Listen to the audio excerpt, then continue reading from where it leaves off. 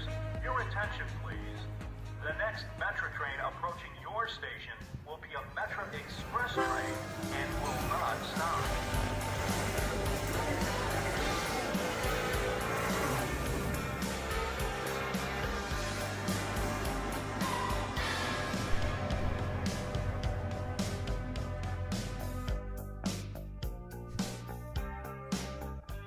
Welcome to Voices Cary. My name is Randy Scott. Welcome. It's a beautiful, it's 5:40 on December the 3rd. And go you for getting involved with your community in a different platform. Voices Cary is a show that was built for you. Not only if you're in the village of Cary, if you're tuning in, we broadcast live to X, Rumble, and YouTube every weekday.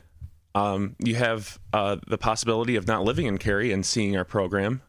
This program exists for the residents of a beautiful village in the town, the beautiful village in Cary, Illinois, just northwest of Chicago.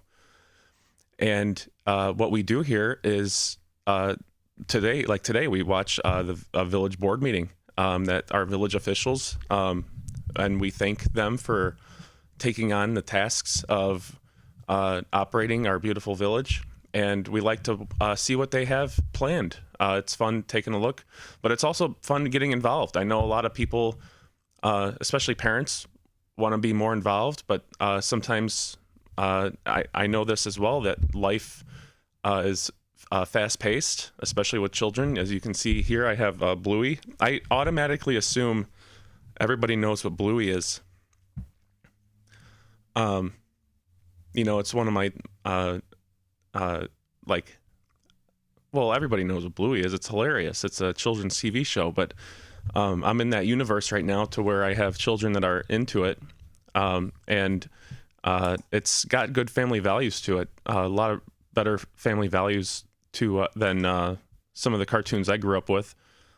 But yeah, they have a mom and dad, and they do adventures together. But yeah, life is fast-paced, and we'd like to be more involved with our community. And we have fun here. It's just me in a warehouse I leased for this venture. It's cold in here. I have a hat on. That door right there is about. Let's see what the weather is.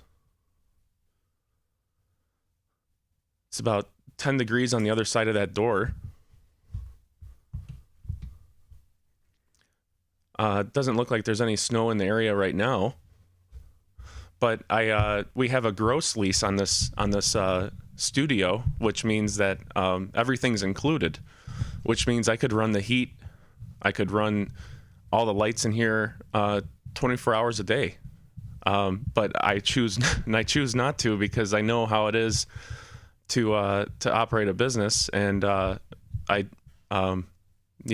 like to keep the bill down for my landlord. So I run it a little cool in here. It keeps me awake. I went to the village board meeting begins in about 15 minutes. It's 5:42. So we're gonna pull that in, and I have the agenda packet here, of which I made notes on. We're going to go through in detail after the meeting, after they approve everything, or disapprove.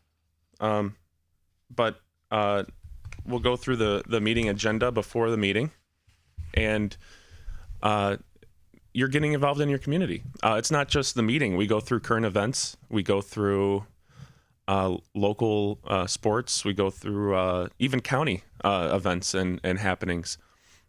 You can tell I'm kind of a history buff by the if you've tuned in before. I like to pay attention to our history to find out where we're going. They say that history repeats itself, and I like to think it echoes itself. It doesn't necessarily always repeat verbatim, but I think we can learn a lot by seeing where we've been. So I like to keep one foot in the past, both feet on the ground, head in the sky and live inspirationally. We are not affiliated with the municipality of Cary, so there's no, just to avoid confusion, there's no limit on what we can do or say here, but there are some guardrails that I've put up to where we keep things positive. We keep things moving forward. When we go through some stuff, we might go through some stuff that we disagree on. And this is part of the process to where getting involved is not always, you're not always going to turn stuff over. You're not always going to turn rocks over and see stuff that you like. But sometimes those rocks and logs need to get turned over to where we can see what's going on and make sure the ship's pointed in the right direction. But yes, we certainly appreciate all of our village officials doing what they do and keeping Cary choochin', no pun intended, with the train running through Cary. But we have let's see what we got. We got the packet here. We'll go through what they're going to go through on the meeting briefly before it gets started.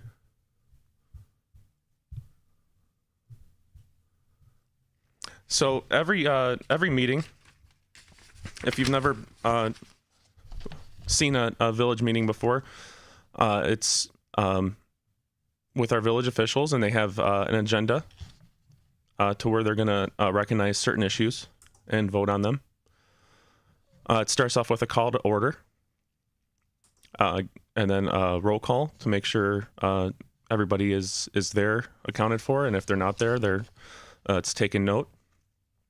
A pledge of allegiance, and then open forum where the public has an opportunity to comment. So you're welcome to go to these village meetings and comment about anything, even if it's not on the packet for today. It's currently not held as a question answer. It's just held as a comment section. They're not obligated to have a conversation with you, but the staff is very responsive to where they are professionals and they get back to you. So, you have the opportunity to have that dialogue with them outside of the meeting. You have a mayor's report. You have a consent agenda, which is usually done. That's why I like to do these, is that usually the consent agenda, which we're going to go through in detail, but right now we're just going to take a look at what they have listed, is usually done in one big swoop, like one big. Do you agree on items, in this case A through H? And everybody says yes, or somebody says no. Usually they consult with each other beforehand and get on the same page, and they have questions outside of the meeting that are answered. But it's all done in one big swoop. So if you're just watching the village meeting, or you're there, you might be like, well, what just happened? What was just approved? Well, items A through H, don't you know? But that's why being involved and taking a look at it and asking questions and not being quick to judge is important. So that's what we're going to go through. So you see the mayor's report, consent agenda, and they usually say items A through H passed. But this one, for instance, for this meeting is item A is considered for approval, the warrant dated December 3rd. And when I first started getting into these quite some time ago, I was like, warrant, well, somebody got in trouble. Somebody had a warrant.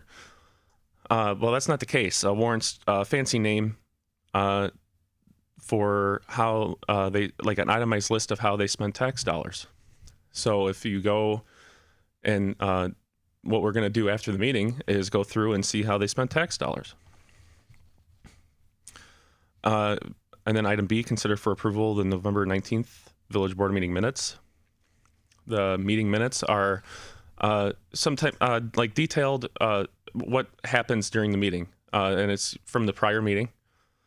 and they go through and they approve all the note taking that was done, and anybody that raised concerns from the last meeting from the public is notated, and anything that was voted on was notated in those minutes. Item C is considered for approval the committee as a whole meeting minutes. Well, we're not going to have a committee as a whole meeting this meeting, but we are going to have minutes to approve. So that's what they'll be doing from the last meeting. Consider for approval a resolution waiving the purchasing policy bid. And this is item D. David, requirements for approving the sole source purchase of a Meridian Archer trailer kit and 8 mobile barriers from Meridian Rapid Defense Group Sales in California.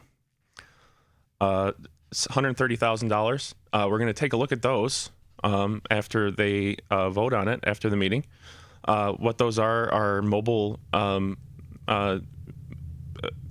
pieces of welded metal to where they stand up and they're connected to one another to where they can stop vehicles, whether it's for an event or it's for public works working or for police events or what have you. And we'll see how effective those are, and we'll see just how they can be deployed. And we have some videos, and we'll talk about those. Item E, Edward, consider for approval a resolution awarding a bulk water softening salt purchase agreement for the calendar year of 25 to Midwest Salt in West Chicago, authorizing the village administrator to execute a contract in the amount not to exceed $100,000 for salt. And you thought buying salt from Sam's was expensive. Items F, Frank, consider for approval a resolution adopting a Vision Zero policy for the Village of Cary. We touched on this in the prior show, and we went through the entire Vision Zero philosophy, which is to get to zero incidents involving vehicles, pedestrians, and just making for safer roadways.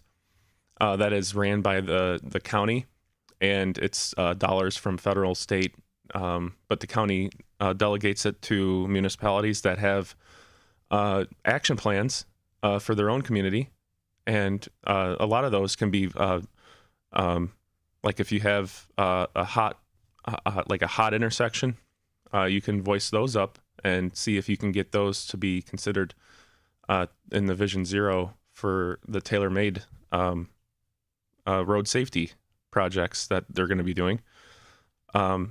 Item F, Frank, is consider for approval a resolution adopting a vision. We just went over that.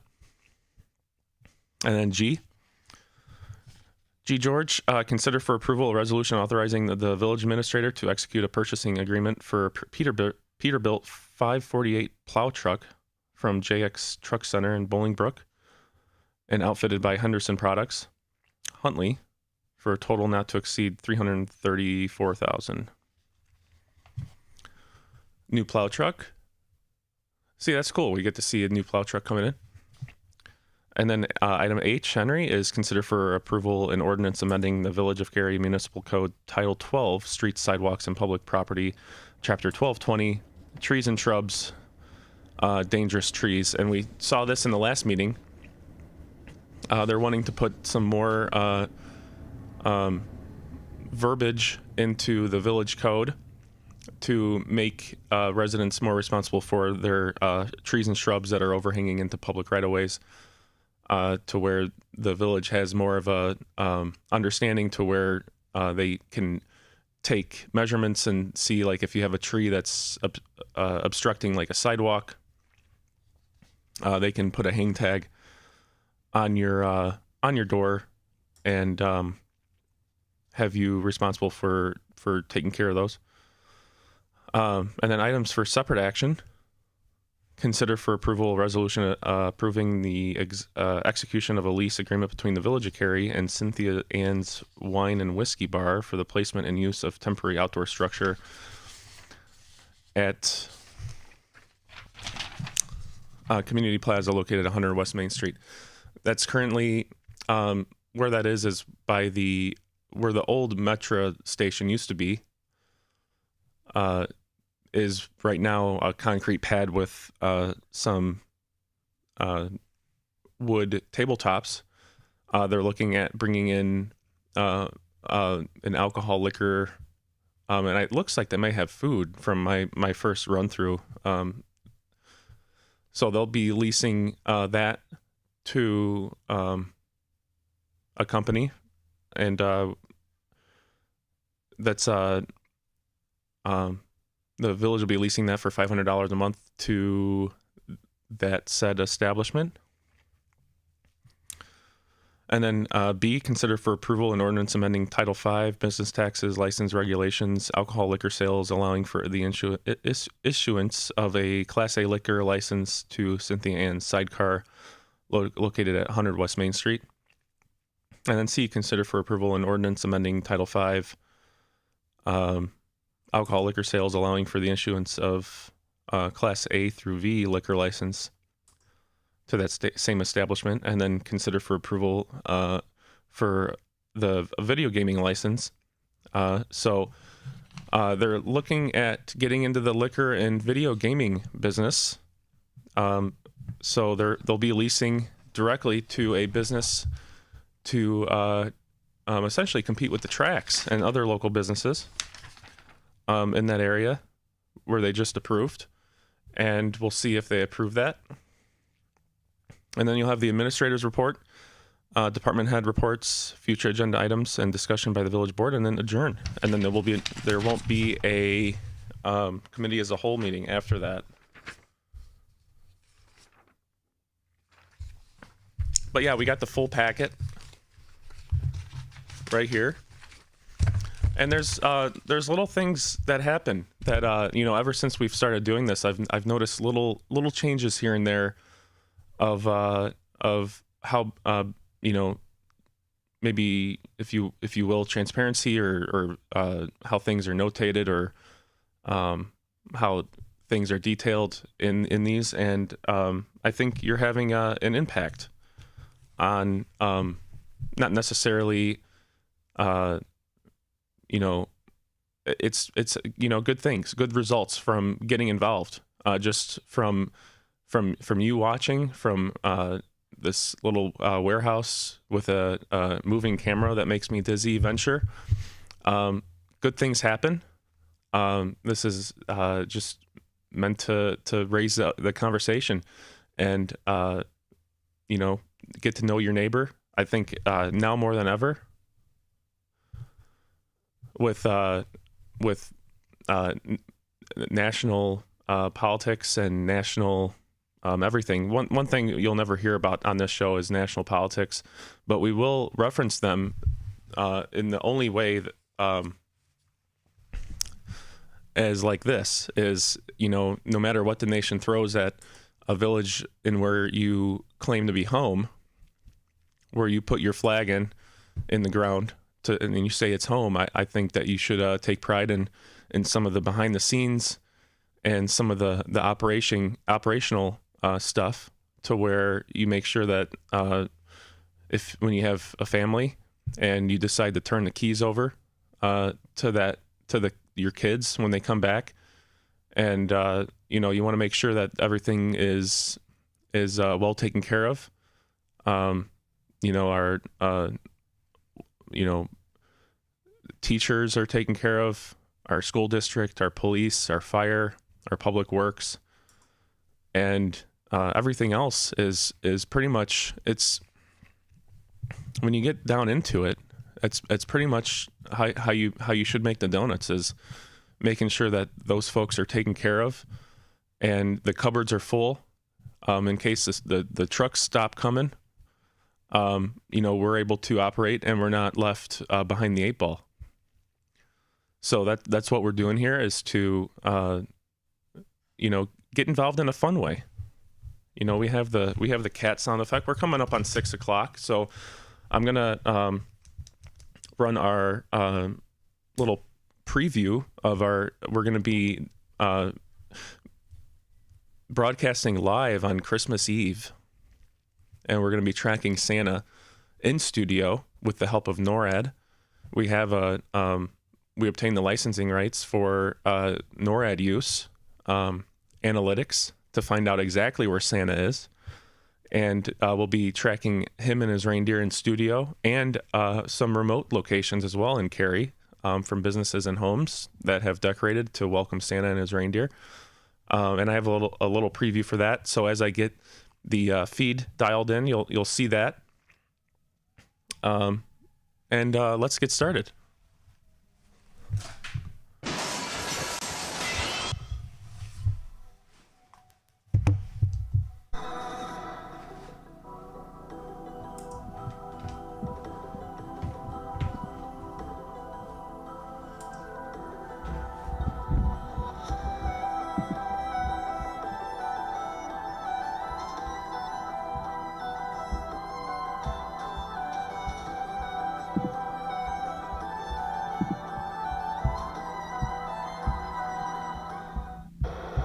We have contact with Santa Claus at this position, 4 west of the Waukegan Airport. Okay, Santa Claus is in radar contact. Have no traffic in the area.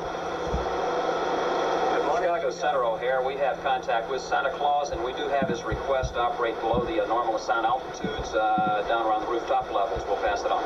Did you get the request on Santa Claus? Yes, sir. I have the request. Thank you. A United 919 Heavy Chicago approach to be vectors for the ILS approach to runway 14 right. Santa Claus 1, Chicago approach, you on frequency.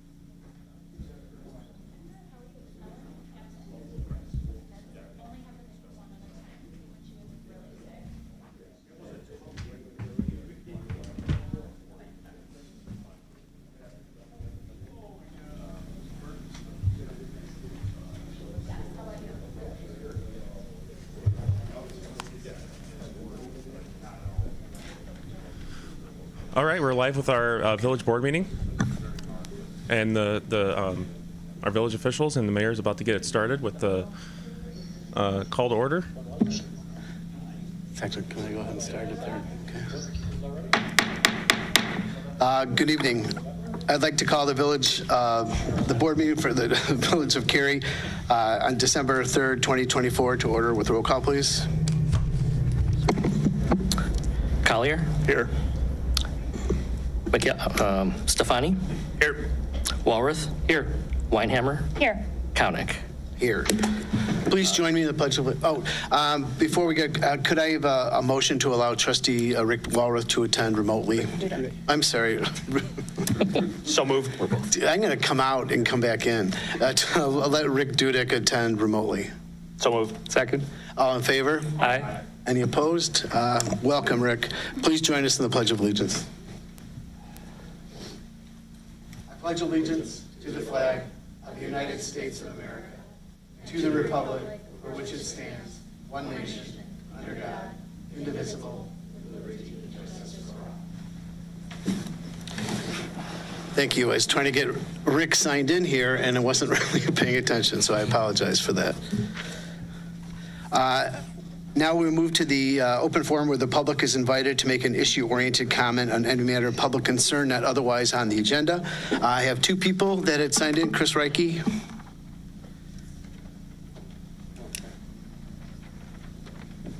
My name is Chris Reike. I live at 446 Lloyd Street.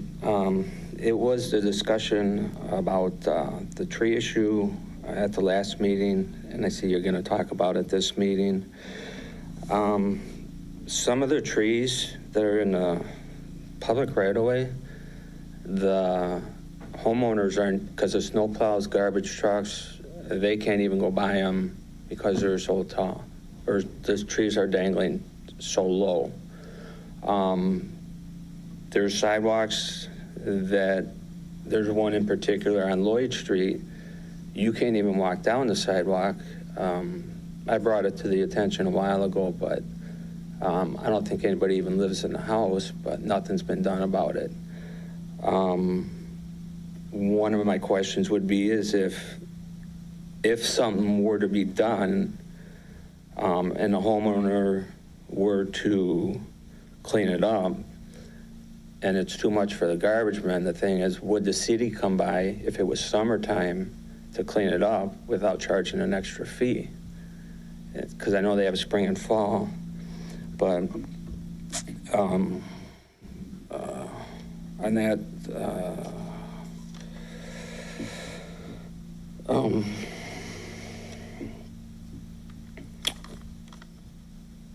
and then with the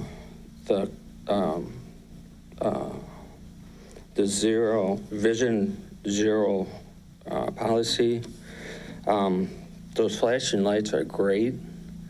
The ones on Three Oaks, and the one over by Lions Park, they work great, but the speed limit's only 30, 35. But the one over here on Cary, Algonquin, a lot of times that doesn't work because the speed limit's 40, 45. So a lot of times the cars don't even stop.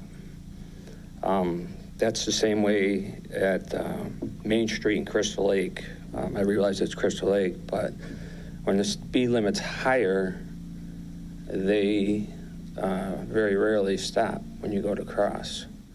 But there's not really much you can do about it, but they are great. They do work. And then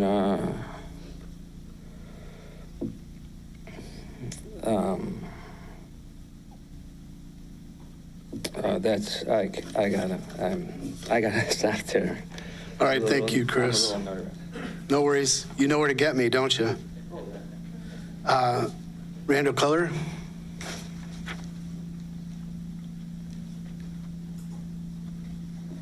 Thank you. Randall Kohler, 352 Clara Lane. Let me give you a quick recap where I left off last meeting. First thing I did was I read a section from the Home Repair Fraud Act that directly applies to the felony fraud that was occurred. Then I partially went through a letter from the chief of police.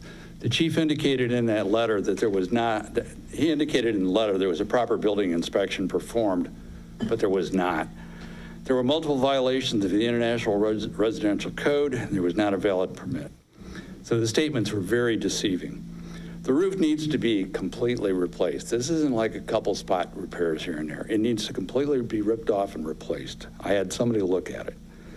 The chief implied multiple state agencies claimed this was not criminal fraud and only a civil case. That's absolutely not correct and is very inaccurate and deceptive statement by the chief. I spoke personally with individuals at each of those agencies, and I was told by each of them that I have a very good civil case. So I know that it's a civil case. But I was also told, and I want to emphasize this, they each said they do not investigate criminal cases. That is the job of the local police. Chief implies that because this is a civil case pending, that can't be a criminal case. That's not true. Well, that recaps what I covered last time. This time, I'm going to finish out the rest of the letter. And this is the worst part of the letter.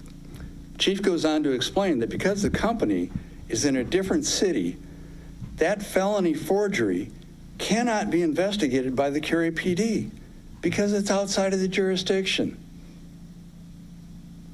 The implication is the forged document was signed in another city, so it's the other city's police department should investigate it. I've heard a lot of BS from the police department, but this is the top of the chart. Absolutely. Here's why. If you don't do a proper investigation, then how can you conclude it should be handled in another city? The forged document was precursor to the criminal home repair fraud. It's a significant element that proves the contractor was not acting in good faith and was trying to scam us. The fraud definitely occurred in Cary. So why should any part of it be investigated anywhere else? The forgery itself was a premeditated act, which proves that they committed, it proves intent to commit forgery. There's strong evidence that supports who forged the document and that it was likely signed here in Cary. Why? Well, the individual who's believed to have forged the document is an outside salesman. Mayor, has it been? I'm just going to let you have one more minute, sir. It's an outside salesman. That means they typically work out of their home and not a main office. The fraud happened during COVID, and anyone who could work at home was working at home. So how can anybody decisively conclude this was forged in another jurisdiction? I have to say it really, that's nuts. This is just one more attempt by the chief to get this off the plate and sweep it under the rug. The letter from the chief is just one more example of the smoke and mirrors and gaslighting I've received from the Cary PD. Okay, thank you. I've given you your time. That's fine. Thank you. I'm getting it down. Yep. we got to be precise here. Thank you. Oh, to answer your question, what I really would like. Sir, we don't, this isn't a dialogue between you. You make an address to the entire board. Please don't isolate one of our trustees. You're more than willing, if you're more than willing to come in and have a conversation at the staff level, we could be a little bit more effective. It's not on the agenda. We do not have the opportunity to discuss this. Thank you. See you next meeting. Is there anybody else here that'd like to address the village board? Did you want to come up and state your name and address, please? My name's TJ Johnson. I live at 136 Park Avenue. And I just wanted to say thank you for a lot of the improvements that the board has made in the downtown Cary area. We've had a lot of fun this summer and this fall coming to all the events.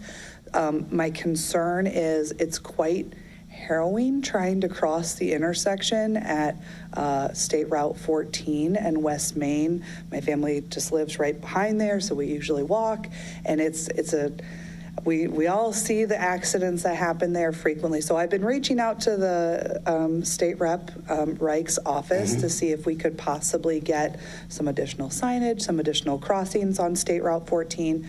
And basically he said that it's been earmarked, but there's no funding for it. So my question and my suggestion is that if there's anything that the village can do to attempt to get that plan funded, or if there's anything that you can do to encourage Steve Reich and his team to get funding for that, I would really appreciate it. Sure, that's something that we're very aware of. Actually, that's not the most troubled intersection we have in town. Understood. But no, it's been on our plan for years. Actually, that was identified in our comprehensive plan that was passed in 2015 to change that whole intersection. That takes a lot of money. We've worked with the state. We came up with our own plan, how we wanted to handle this, and they told us, no, we can't do that. We have to abide by what they want. Sure. And we work with our senators, our state reps, as well as through the governor's office, through my role through McHenry County Council of Governments. That's one of our top intersections that we want improvements on, as well as the Route 14 and Three Oaks Road. Awesome. So we're well aware of those. We've got plans. Whenever I am in Springfield, I have flyers for these intersections that I hand to all the legislators, not just ours, everybody's, because it's a team effort to get these things done. Yeah. But I happened to witness some of the comments that were being made last night regarding that. So I appreciate you taking the time and letting us know, and thanks for the compliment about the downtown. We're pretty proud of that. Absolutely. Thank you. Thanks. I have one thing to add. Wait. And also, to actually both the two public comments about traffic safety, one of the things that we're working with the county on, and it'll be on a slide at the administrator's report, kind of repeating that there's a survey going on right now for the McHenry County Safety Action Plan. So we encourage not just the voices of the village staff and the municipalities in the county, but the residents like both yourselves. I encourage you to go online of that survey and put those comments in there. It does carry even greater voice when the public puts those in there, not just the villages. And if you don't have that or the ability to stay, we can also, I can reach out to you and send you that link as well. Could you would you mind giving us your phone number? Sure. Don't not say, saying just, it out loud, no. just if you could just write down your phone number, that would be awesome. We can get a hold of you.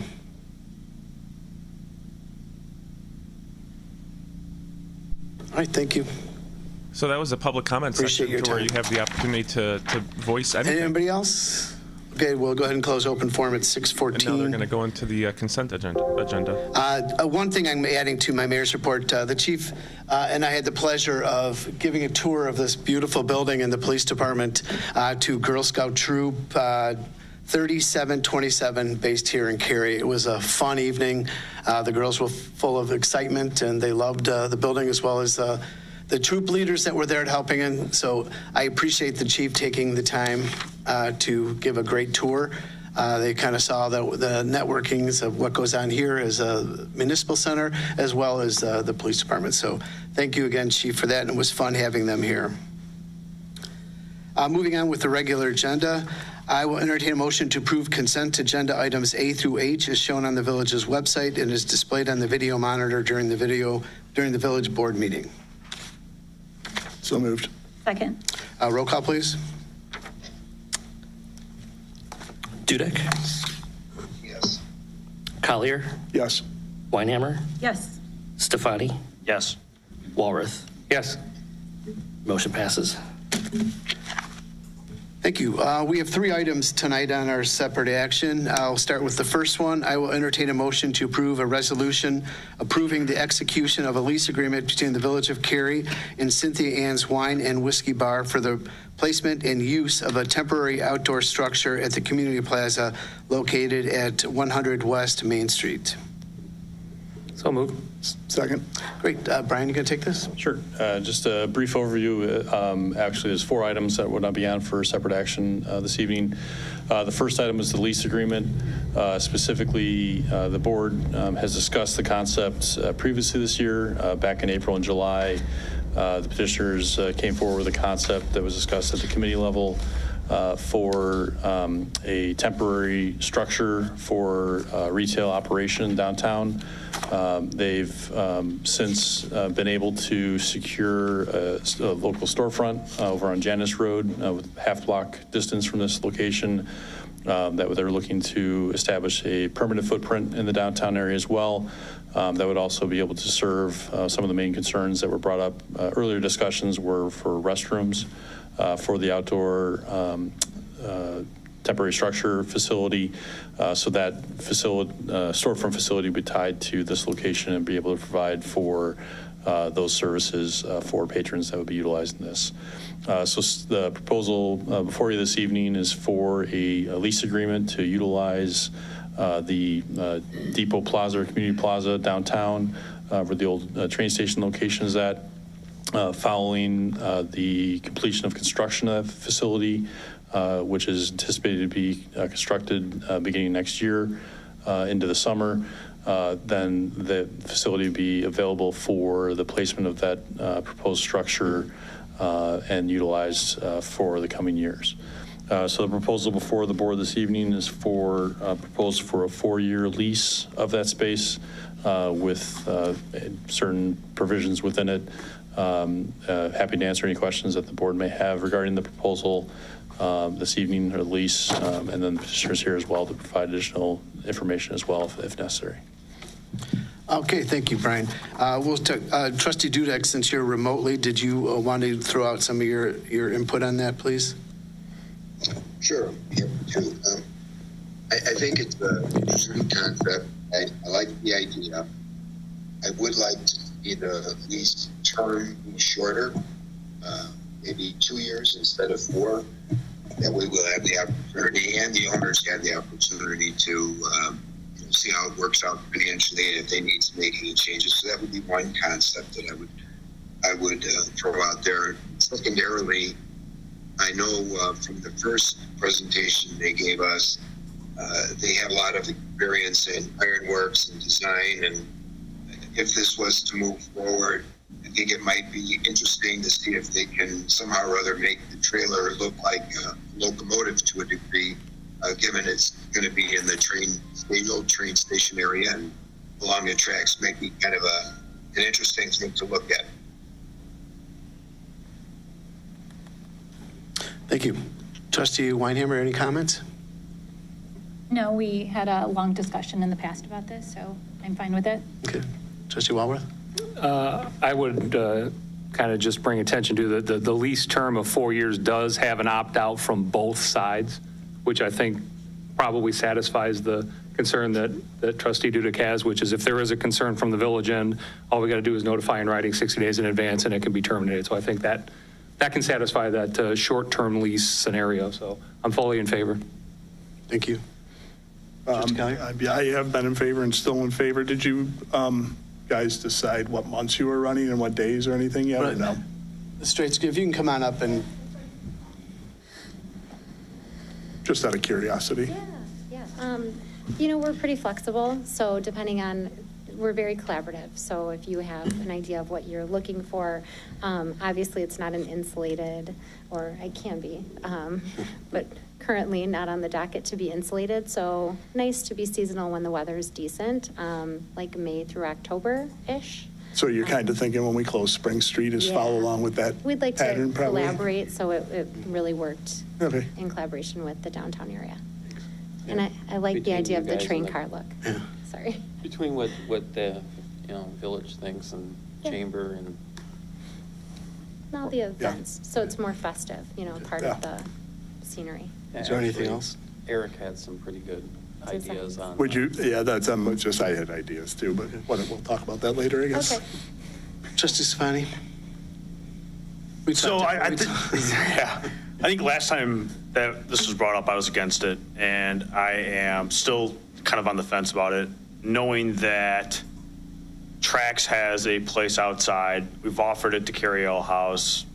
750 Kachina has one outside as well.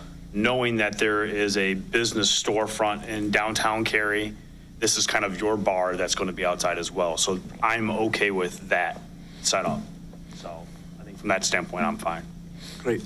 Trustee McAlpine, she was unable to be here, but we talked at length about many things that are all related to you guys, surprisingly. But she is in favor of this. She thinks it's great. I echo her sentiments. So I applaud you for continuously reinvesting in our community, giving us the opportunity to expand your business, and your entrepreneurial flair is really it's remarkable. Going from All Marine to the cleaning up another bar we had in town, I won't mention it. Well, Maplewood, it's Maple Tree. Yeah. It's a completely different experience there now. So thank you for that. We've had no calls of service for that establishment, which is awesome. The chief will probably be happy about that. But I think this is a step in the right direction. I think we have an opportunity to continuously showcase that downtown Cary is a destination. We got some cool things going on, fun things. I had a conference call with staff and Trustee Dudek, and we kind of talked about that whole train car thing. You're already calling it a sidecar. That if maybe we could work with you guys to kind of make it look a little bit like a caboose or something like that would really kind of tie into the whole downtown vibe, would be something that I think would be kind of interesting. And what I love about just how you present yourselves is that you're willing to work with everybody, and that says a lot. Not a lot of people do, but we've got a really good thing going downtown. And one thing that I do want to throw out that you mentioned about the collaborating with the other establishments in town that have entertainment. I would hate for that to pull away from each other, that maybe you could collaborate on what nights you do entertainment down there. And you had mentioned that before when you originally approached us. So, keeping that in mind, I agree. It's a wonderful opportunity for us, and I can only see it going to further greatness from here. So thank you again for reinvesting in our community. We greatly appreciate it. Thank you. Any other comments? Roll call, please. Weinhammer? Yes. Dudek? Yes. That was a yes from trustee Dudek. Walworth? Yes. Collier? Yes. Stefani? Yes. Motion passes. Thank you very much. Next, you guys can just stick around. That's what I thought. Got a few more items up. We got a couple more items, but just in case that Yeah. the board has a question or two for you, I'd appreciate it. I will entertain a motion to approve an ordinance amending Title V, Business Taxes, Licenses, and Regulations, Chapter 5.08, Alcohol Liquor Sales, allowing for the issuance of a Class A liquor license to Cynthia Ann Sidecar located at 100 West Main Street, Cary, Illinois. So moved. Second? Thank you. Director Simmons? Very simply, this would be the liquor license associated with the lease that the board just approved. Okay. Roll call, please. Weinhammer? Yes. Sorry. Weinhammer? Yes. Walworth? Yes. Dudek? Yes. Stefani? Yes. Collier? Yes. Thank you. Motion approves. Finally, I will entertain a motion to approve an ordinance amending Title V, Business Taxes, License, and Regulations, Chapter 5.08, Alcohol Liquor Sales, allowing the issuance of a Class A through V liquor license to Cynthia Ann's Wine and Whiskey Bar located at 17 Jandis Road, Cary, Illinois. So moved. Second? Thank you. Director Simmons? And this would be the liquor license for the permanent location on Janice Road, the former Sweet Caroline space of where the streets are proposing to build out the space. Any comments on that, to the layout or the? Yes, I do have a question. If for some odd reason, these are considered two separate entities, correct? So if liquor license is pulled from one, is it pulled from both or one? It'd be two separate licenses. So each establishment, because they're on two different properties, would need to have its own license issued for that location. So if a license is pulled from one location, the second location would still have a separate license. Any further comment on that from our attorney? Unless the violation affected their eligibility for both licenses, one would not be affected by the other. So there could be a circumstance where it implicates both, but it would be up to the particular issue or circumstance that arose. Correct. And which would technically come down to the person issuing it, which would be the mayor, correct? The liquor commissioner. Ultimately, that decision is made by the liquor commissioner, yeah. And from a standpoint of the board's, from where you're possibly heading, if this location were to lose its liquor license, the lease has that 60-day time period within it that the board could withdraw that if it's so desired to terminate the lease, which then would also impact that license for that secondary facility. So the 750 Kachina and Trax, do they have their own liquor license for that bar that sits outside as well? That's part of their licenses for their establishments, their license premises. So It's the same address. Correct. Same property. Got it. Okay, thanks. Any other comments on this? Okay, roll call, please. Walworth? Yes. Collier? Yes. Dudek? Yes. Stefani? Yes. Weinhammer? Yes. Motion Thank you very passes. much. Congratulations. Can't wait to get it going. One more. D. Oh. I'm sorry. Right. Did I clip it together? I sure did. I apologize for that. I would put with my C and D guide together. All right. How about one more? Okay, sure. I will entertain a motion to approve a video gaming license for Cynthia Ann's Wine and Whiskey Bar located at 17 Jandis Road. So moved. Second? Brian? This would be for a gaming license for the establishment. It would be the final gaming count machine would be dependent on the final seating capacity of the establishment. They are proposing, I think, 5 machines in there based on the current seating capacity of the establishment. But through the permit process, we would determine if that would still be the case for the occupancy of that space as well. But staff is recommending support of the proposed gaming license based on the menu provided and their layout as proposed. And I'm assuming, I'm sorry, we don't have do we have it online? The layout? Not the PowerPoint. It shows the layout, and I'm assuming this is the gaming area? Yes. Yes. Perfect, thank you. It's back within the building for those that aren't seeing it. It's not front and foremost in the establishment, so. When do you guys expect to up and run? Hoping for spring. Yeah. Yeah. Yeah, we've got our design and stuff in place, Excellent. so we're working along. Okay. Thank you. The menu looks really good, too. Kind of fun. We're excited. All right, again, what I said before, that's the collaboration. Nothing pulls from any of the other establishments, so everybody's offering something different, which is a really nice attribute to have in a smaller downtown. All right, no other questions or comments? Roll call, please. Stefani? Yes. Walrath? Yes. Dudek? Yes. Weinhammer? Yes. Collier? Yes. Motion passes. Thank you very much. Congratulations. Looking forward to it. Administrator's report. Thank you, Mayor. Sorry. Too many buttons today. Thank you, Mayor. One item for the board and for the public, we are releasing today is now live an online survey for the public to provide some feedback to our village board and village staff on budget priorities, and particularly with items of capital nature, infrastructure. We're looking for feedback on what the village and the public see as the things they like to have more of, things that we would like us to continue applying resources towards, and maybe things that you would like to see us apply less resources towards. So we encourage you to use the link shown here. We'll be pushing this out on our social media outlets, our website, Cary News Weekly, all of our usual outlets. But like I mentioned, the link is shown here and with the QR code as well. So we look forward to hearing what your feedback is, and that will be part of the input that we utilize with our capital improvement discussion. That'll be one of our first budget workshops on February 11th, I believe. That is an evening meeting here Tuesday, February 11th. And then subsequent to that, we will have our next budget workshop where we'll discuss all of our funds and finances in March 15th. That's a Saturday morning, 9 a.m. on March 15th. So more to come on those two meetings, but first, we're looking for input on this survey.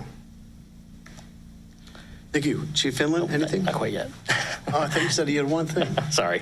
1.5 things. 1.5 things. As I mentioned earlier at the public comment portion of the meeting, the McHenry County Safety Action Plan has a live survey as well with regards to items that they're looking for feedback on that where pedestrian, bicyclist, motorist safety can be improved.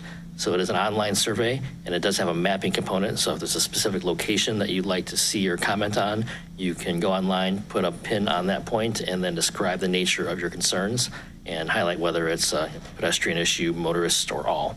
We encourage as much feedback as possible from the public on that survey, because what that does also is helps provide feedback for the study to include projects that might be grant eligible in the future.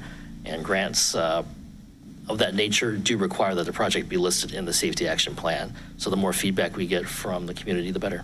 Appreciate that. Eric, is this something with the QR code that you guys could include with the water bills? I can double check with finance depending on the timing if their survey might go offline before the next water bill cycle, but I will look into that. Okay, thanks. Thank you, Eric. Chief Finland? Just two things here. First one is that reminder that beginning December 1st through March 31st, overnight parking on village streets is prohibited. We sent some, we've been hammering it at every village board meeting. It's been on the water bills, and we sent out a text caster in that regard. So, and then for the downtown, people that live downtown that don't have appropriate off-street parking, we do offer parking permits. They have to come in and apply for them, and we've been issuing those as well. And then finally, on December 8th, between 12:30 and 3:30, Main Street's going to be closed between Wolf and basically Jandis, so you can expect some delays and a detour for that as we have the Mary Cary Parade. It begins at 1 p.m. Thank you. Director Noonan? No report tonight. Director Simmons? No further updates tonight. Okay, thank you. Any future agenda items and discussion by the village board? I have one item I'd like to bring up. I'd like to try to get more information. I don't know if it's going to be here or offline. Talking about the liquor licenses and liquor approval.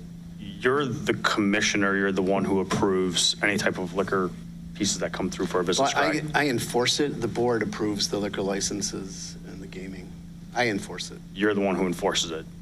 Okay. If something goes wrong, they have to come through. I'm the one that we'd work with the police department. There would be a situation. I would have an attorney. The police would have an attorney. Okay. And whoever was at fault will come before us, and we'll have a meeting of the hearts. Okay. The board has the authority to control the number of licenses that are in the community. So anytime, as this evening, where there's 2 new establishments that are seeking a license, correct, you're changing the code to increase the count of licenses by that new license that's being created. So we have a specific number that are within the community under each license type that are specifically assigned to each establishment. If the business goes under, does that number We come back and decrease? amend the code to decrease it, yes. Okay, thank you for clarifying that. I do We don't have a cap. There's some municipalities that say that they only will have. That's what I was looking for. We do not have that. Okay. I appreciate that. Thank you. Anything else? All right, I will entertain a motion to adjourn. So moved. All in favor? Aye. Any opposed? We are adjourned at 6:34. Thank you. Okay, we just Yeah, saw. we have no community the whole meeting tonight. We just saw the village board meeting for the village of Cary. And we want to thank our village officials for dealing with the current events of what came across the desk of them. And we're going to go through in detail. As you can see, more alcohol and more video gaming was brought to the beautiful village of Cary. And we can see, we're going to go through the packet that they just approved. When they said for the consent agenda A through H,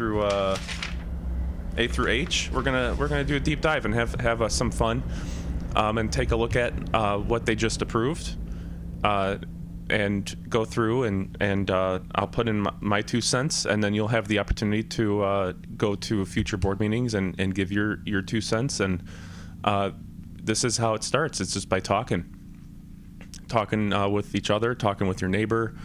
Do you agree with bringing more liquor and more video gaming and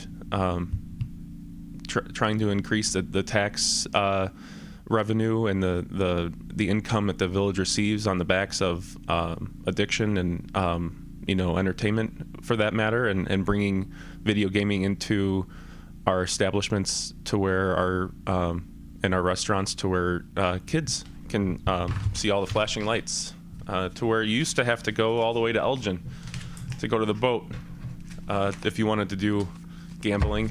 Now it's pretty much everywhere. So let's get into the packet.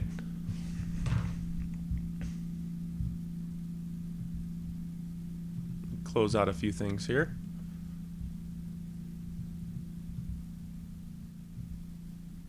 I have the few maps pulled up here for going through things later, but here's what they just approved, A through G, what we went A through H, I'm sorry, what we went through before the meeting. And then the special separate action was A through D. So we'll go through the detailed line item warrant, which is the fancy name for what they approved for using tax dollars and what they used it on. This is the cover page, kind of giving totals. You can see there's a general fund, water and sanitation fund, motor fuel tax fund, parking fund, capital projects fund, 2020 bond fund, and TIF number 3 fund. And then through that packet, there's details.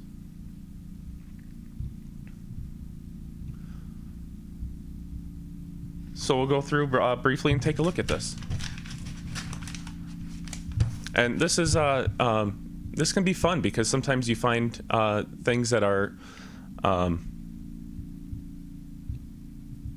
like up and coming, we found that one candy cane purchase, which they are out now in the downtown. And it was fun to see some Christmas stuff coming up.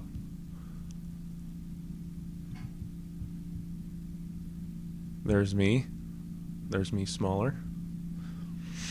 And yeah, we'll go through and take a quick look.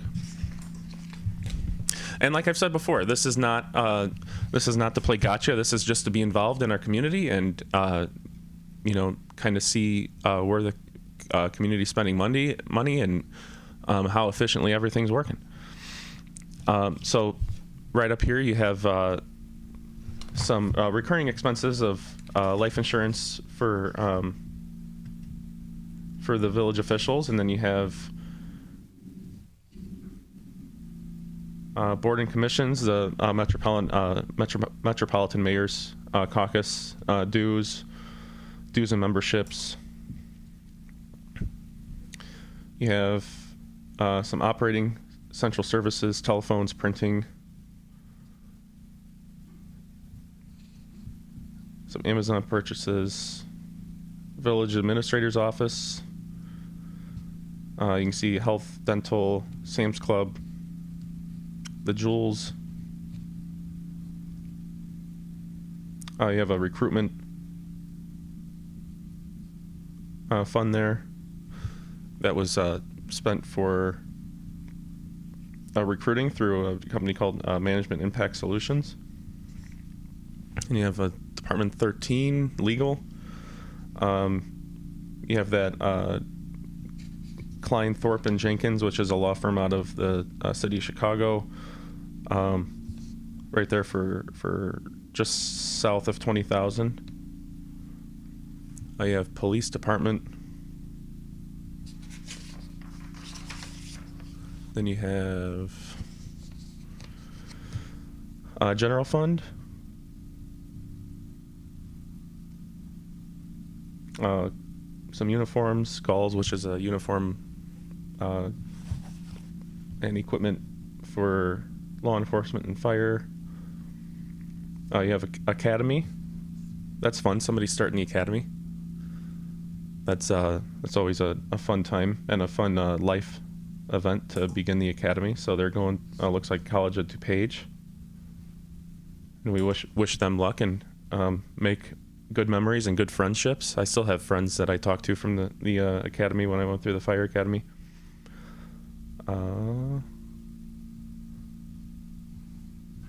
Building, planning, and zoning. This outside inspections. They contract with it's called B&F Construction Code. They contract with an outside inspection company to do their inspections for some of the more involved engineering aspects of inspections, and then elevator inspections, operations and maintenance. Got Menards street sweeping. This street sweeping, we see everyone for about $7,000. I wonder if they've ever considered bringing that in-house to where they have their own street sweeper instead of contracting that out.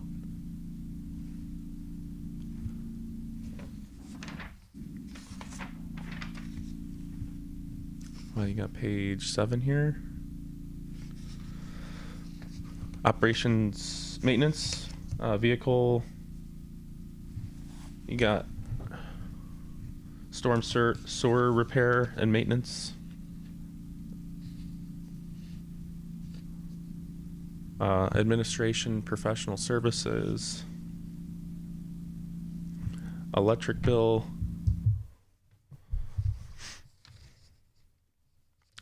You think you have a high electric bill, take a look at some of these electric bills for water and sanitation. That's where your water bill goes to keep the water flowing. Telephone bills. Building maintenance, water tower painting.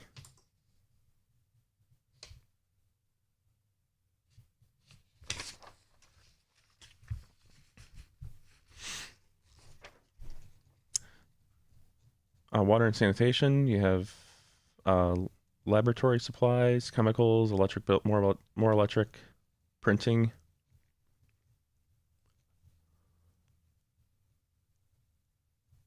Professional services from Baker Tilly.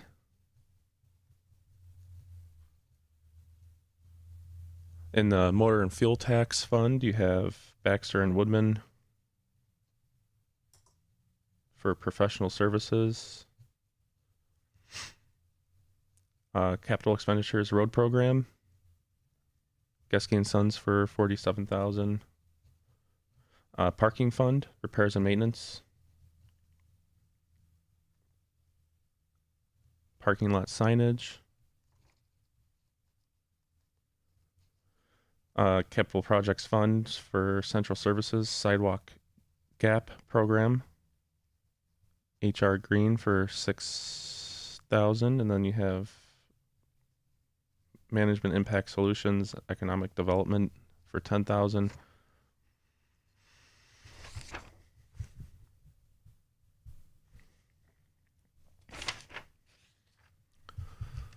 We have page 9 here. Depot Plaza and Alfresco Alley for $900. Bond fund, central services.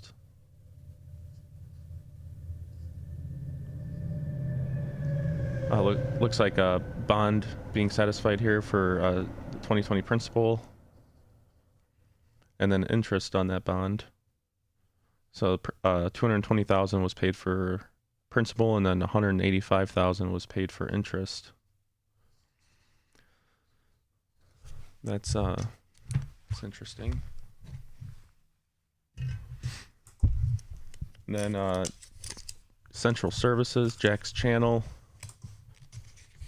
8,000. Economic development, Maplewood environmental protection. 7,600 for the Maplewood environmental protection.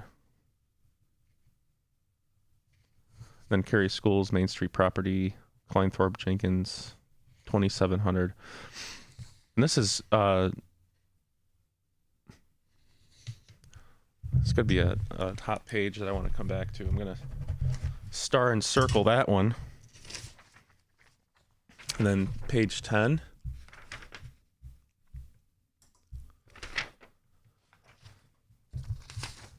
This is where we go through, they relist everything as a line item. Sometimes you can see different, how they classify it.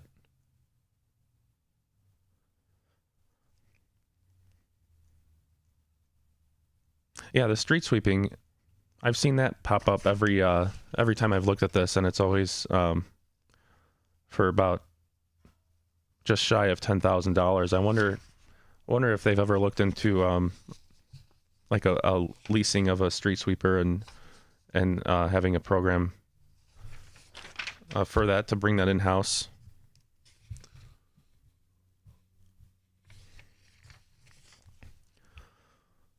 Here's some more of the rundown of what we just went through.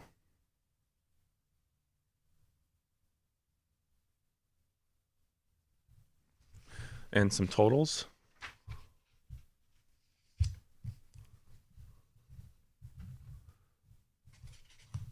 Let me see which page this is. This is 10.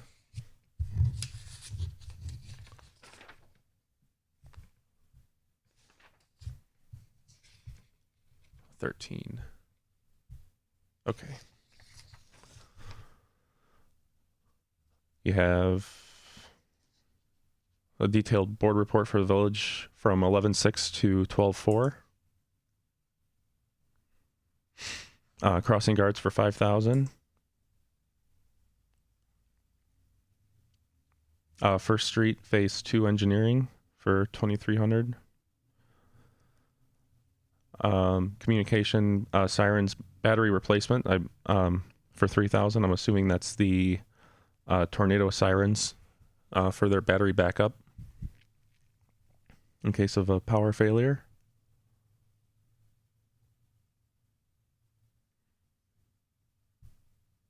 Looks like an AED was serviced.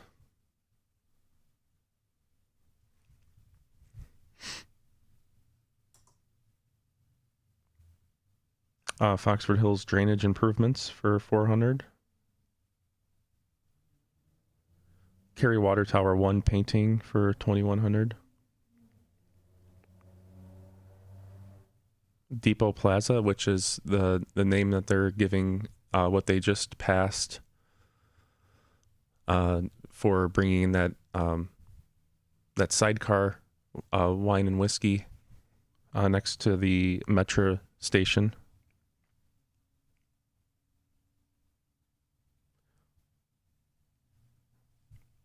You have a streetlight repair. Then you have the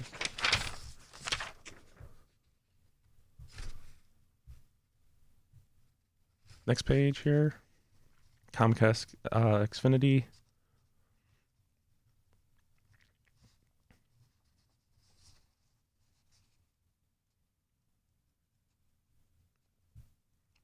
Some energy for our wells and water handlers here.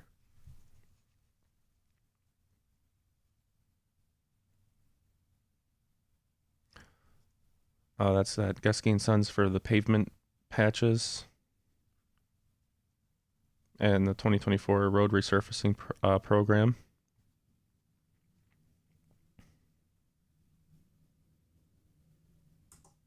Illinois Fire and Police membership renewal.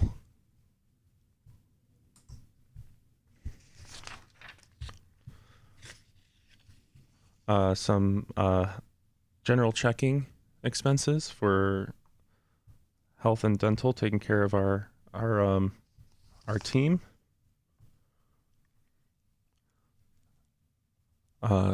Klein Thorpe and Jenkins, the law firm out of City Chicago,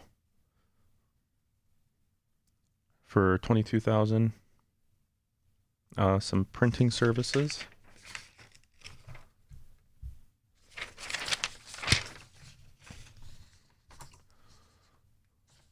There's the sweeping again, and this is more itemized, detailed here.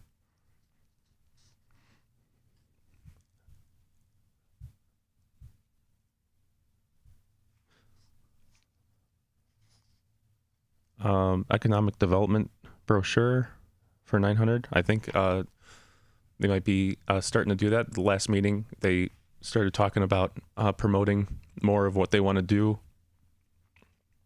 on a forward-facing platform, so the residents can see what their plan is. We have a lot of property that's kind of in a holding pattern, and they're trying to make it more transparent to where not only the developers have a better idea, so they don't spend a whole bunch of money on making something that the village doesn't want, but also the residents are able to see what the village has planned and have a better warning to where they can voice their opinion.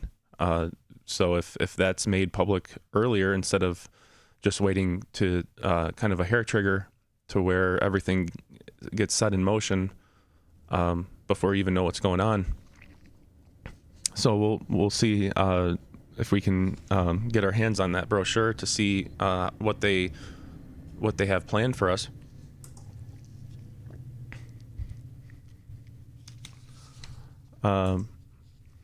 McHenry County Sheriff pistol mounted optics course for 300. Menards. This is always a fun one for me because I love just like seeing what they're well, I like to wrench on vehicles and stuff, and I enjoy seeing what broke, what they're fixing and stuff, because I'm a nerd like that, and I just like to pretend that I'm working on stuff. Antifreeze, saw blades, screw bits, hex nut, cleaning supplies, antifreeze, Christmas lights return. Looks like they had a bad batch. You can't have too many Christmas lights, so that must have been a bad batch. Eye bolt, hex nut, yard waste bags, Mercy Health,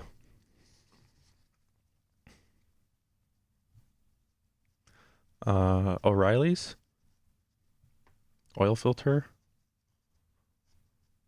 Looks like they have somebody in-house that knows how to wrench, which is good.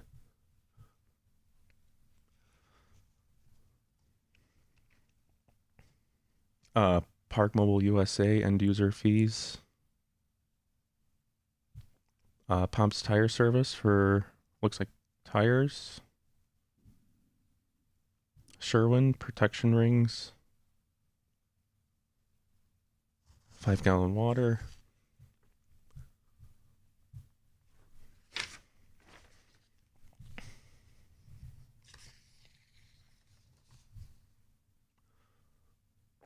Lockbox service charges, Third Millennium, Thompson elevator inspections, then the USA Blue Book for water handling, aluminum sulfate for Viking Chemical Company, 5,500. And that was the detailed warrant. See, we had some fun there.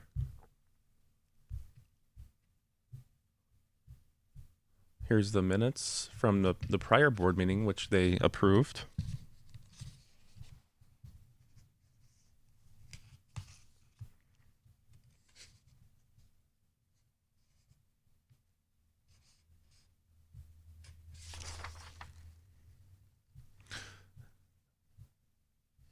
All that was on our last live stream.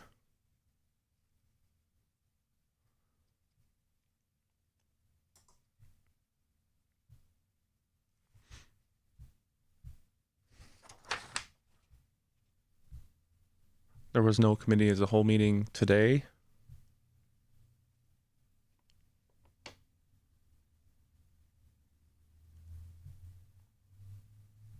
But you could, if you want to see some more of this in detail, you can visit our last live stream where they actually, instead of just the minutes here, you can actually see what they had spoken about and what was passed.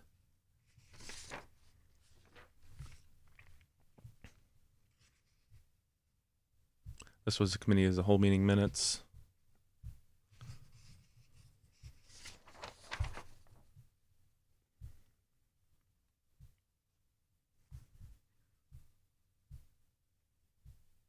Going through that, what they had just passed today, so you get to see what's up and coming for this current meeting is what they were laying the groundwork for, like that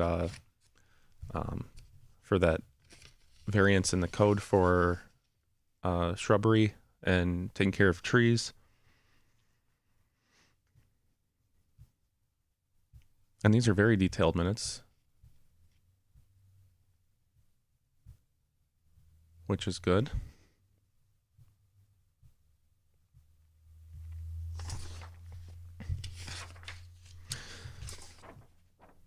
Now we're getting into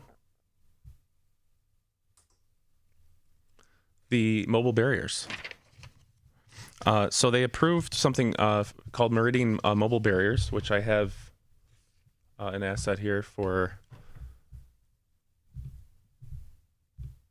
We can kind of see how they work, and I'll give you my my 2 cents of about those. But we can watch this video here.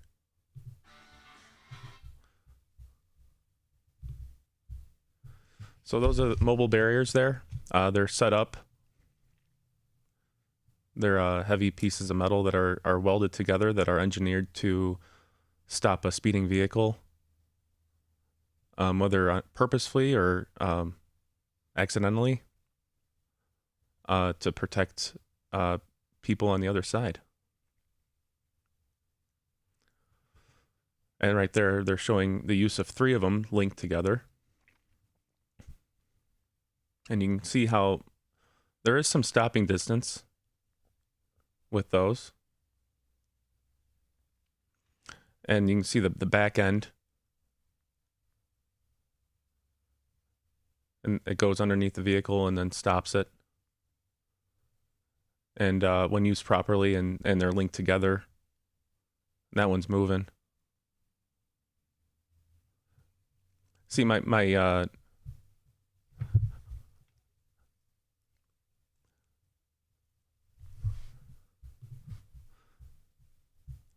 I have a few issues with these.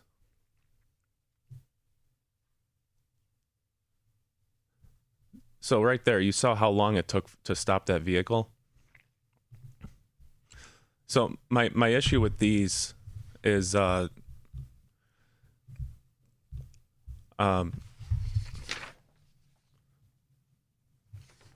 they spent $130,000 on 8 of them. That includes the trailer.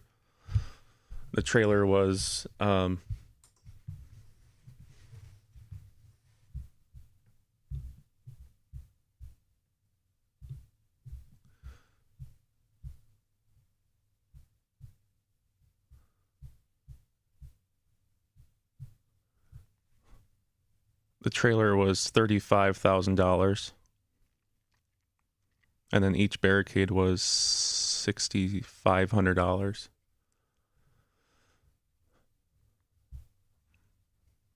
For a total of, with everything, and it looks like they include annual certified training, which these have to be used correctly. So that's what it looks like. They go through annual certification to make sure that they're used correctly. But my problem with these is the stopping distance. They don't. What I don't want to have happen is have a false sense of security. So you're going to be seeing these used for public works or events. And say, like, if Public Works is working on something and they deploy some of these, and I saw a video. I don't have it here, but they set them up pretty close to where they were working, and you can see how long it takes for those to stop a vehicle. So I think these provide a false sense of safety sometimes. And one thing in the fire service, we always learned to block. Like if you have a car accident on a roadway, to use your fire truck as mass to park sideways in front of your scene, so that if somebody comes, they'll hit the fire truck, and then it'll be angled to where it'll shoot the car off somewhere if it hits on that direction. But I think there's really no substitution for mass. It's having that weight. And you'll see for events, one thing, they also purchased a new snowplow truck. One thing like that you see with events that they do which is pretty clever, is they take snowplow trucks, which we have plentiful of, and if you need more of them, you can tap the township or surrounding municipalities for your event, depending on the season if they're not being utilized. And they fill them up. They fill them up with sand. They fill the whole back end with sand, and then they put those in roadways. One thing I see those meridian barriers being useful for is sometimes you can't, if you do block the roadway with dump trucks lined end to end with sand, you can place those barriers on the sidewalks to where if somebody does try to cut over, they're stopped there.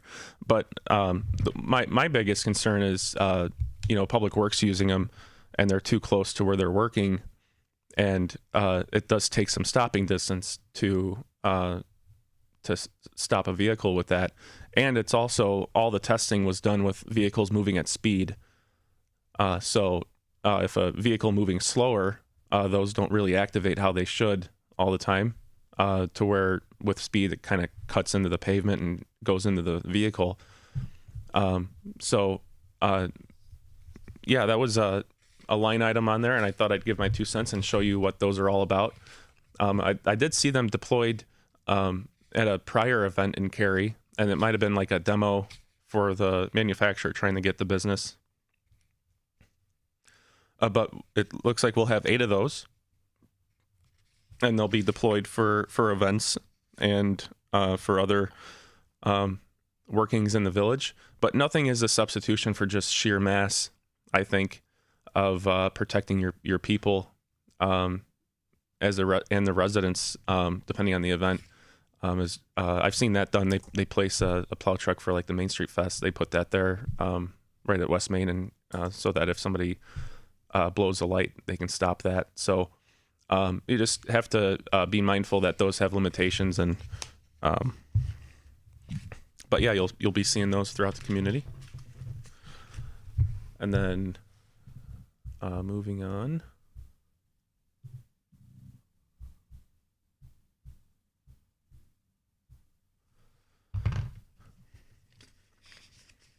This consider for the approval.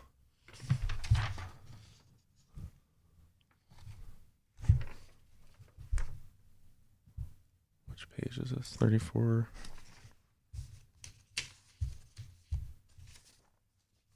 That was for. That's for Midwest Salt.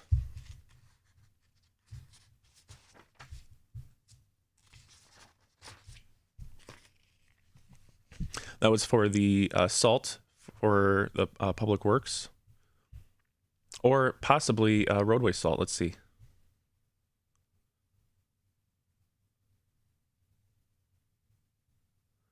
Telling by the price, it might be roadway salt. And the Midwest Salt, it's not for the water supply.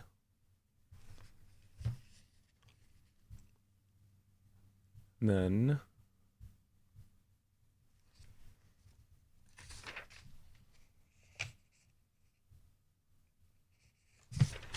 you have here Woodstock, Illinois, City of Woodstock, Department of Public Works. Oh, so it is a water softener salt joint bid. So it looks like they're going in for a joint bid to, you'll see this, municipalities will work together to drive the price down, and they'll go through a joint bid to do a bulk buy. And it looks like that's what they did here.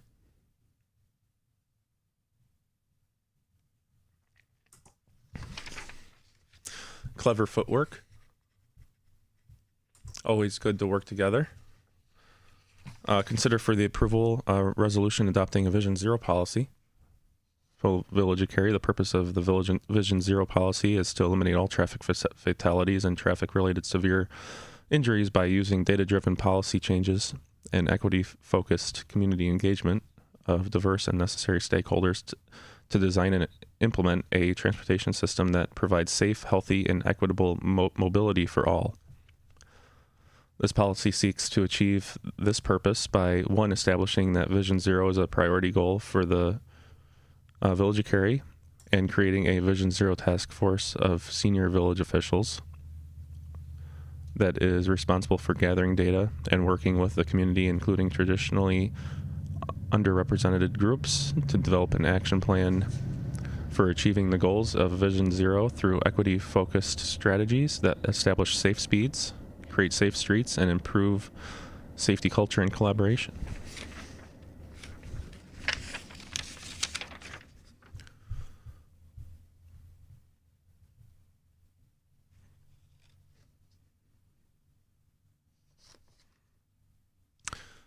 And then this is the resolution adopting the Vision Zero policy.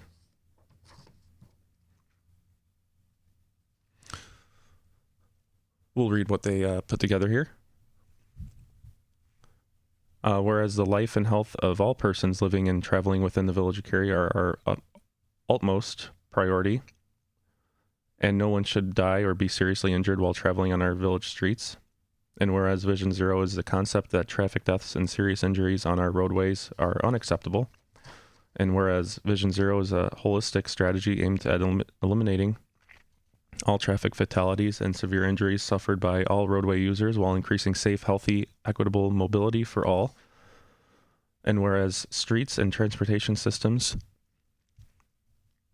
have traditionally been designed primarily to move cars efficiently, and Vision Zero supports a paradigm shift by designing streets and transportation systems to move all people safely, including people of all ages and abilities, pedestrians, bicyclists, public transit users, scooter riders, and motorcyclists, as well as drivers and passengers of motor vehicles. Whereas Vision Zero recognizes that people will sometimes make mistakes, so the road system and related policies should be designed to ensure that those inevitable mistakes do not result in severe injuries or fatalities. Therefore, transportation planners and engineers and policymakers are expected to improve the roadway environment policies and other related systems to lessen the severity of crashes.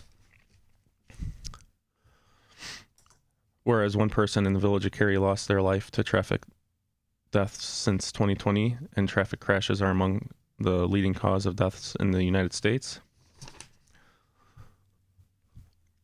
Whereas the village of Cary's transportation infrastructure serves an increasing number of vulnerable road users, such as pedestrians and bicyclists.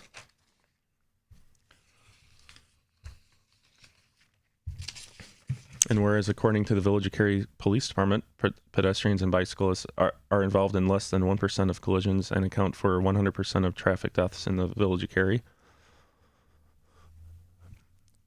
Whereas the injury rate for pedestrians involved in collisions is approximately less than 1%, and the injury rate for bicyclists involved in collisions is less than 1%, whereas speed is recognized as a major determining factor of survival in a crash, whereas the village of Cary will work toward reducing vehicle speeds because the likelihood of a pedestrian surviving a crash is 10% if hit by a vehicle moving 40 miles per hour. Whereas children and older adults, people of color, people with disabilities, people who are unhoused, and people with low income face a significantly disproportionate risk of traffic injuries and fatalities. All people. Whereas people of color are disproportionately affected by racial profiling and inequitable enforcement of traffic violations nationally. Whereas making streets safer for all people using all modes of transportation will encourage people to travel on foot, by bicycle, and by public transit, which supports a healthier, more active lifestyle and reduces environmental pollution.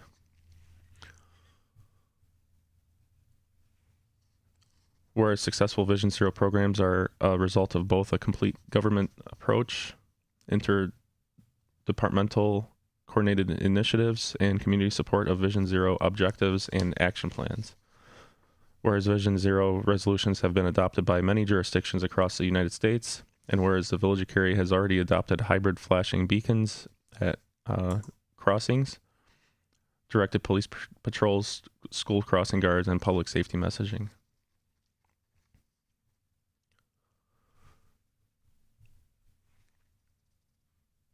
The village of Cary adopts the goal of zero traffic deaths and serious injuries, stating that no loss of life or serious injury is acceptable on our streets. The village of Cary adopts the goal of eliminating traffic deaths and serious injuries by 2028 and endorses Vision Zero as a comprehensive and holistic approach to achieving this goal.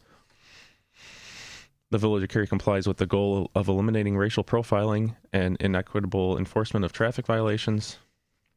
The village of Cary adopts the Vision Zero policy as outlined in this resolution, effective immediately.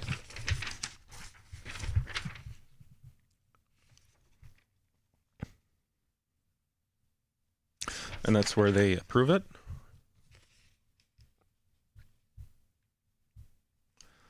And then consider for approval a resolution authorizing the village administrator to execute a purchase agreement for the Peterbilt 548 plow truck from JX Truck Center, Bolingbrook. So gearing up for winter.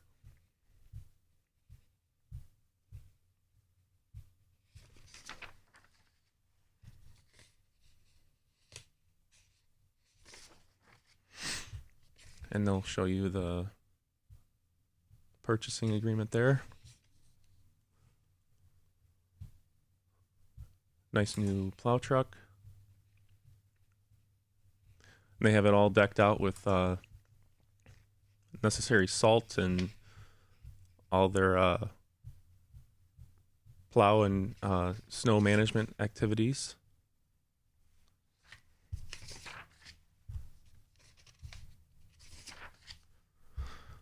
And then this Henderson is the company out in Huntley that will be performing the customization.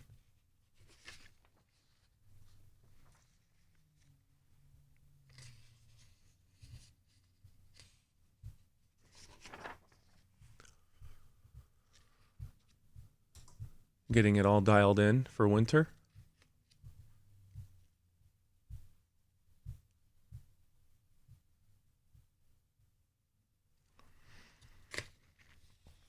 This one, consider for approval an ordinance amending the Village of Cary Municipal Code Title 12, Streets, Sidewalks, and Public Property. Trees, shrubs, dangerous trees. Dangerous trees. Introduction, the Village Code does not currently give an exact specifications for tree trimming on privately owned trees that overhang the public right-of-way. This ordinance amendment adds further specifications to private property owners for trimming practices regarding minimum tree clearance distances over public sidewalks or roadway pavement. It also provides guidance regarding the removal and responsibility concerning nuisance greenery that may be obstructing traffic or pedestrian travel. This proposed code amendment was previously discussed. We went through that on the last board meeting where they introduced it. And no pun intended, getting into the weeds of that proposal here. We got some verbiage of the actual code, so we'll see how they're implementing this. Any tree or shrub which overhangs any sidewalk, street, or other public place in the village is in such a way as to impede or interfere with traffic or travel on such public place shall be trimmed by the owner of the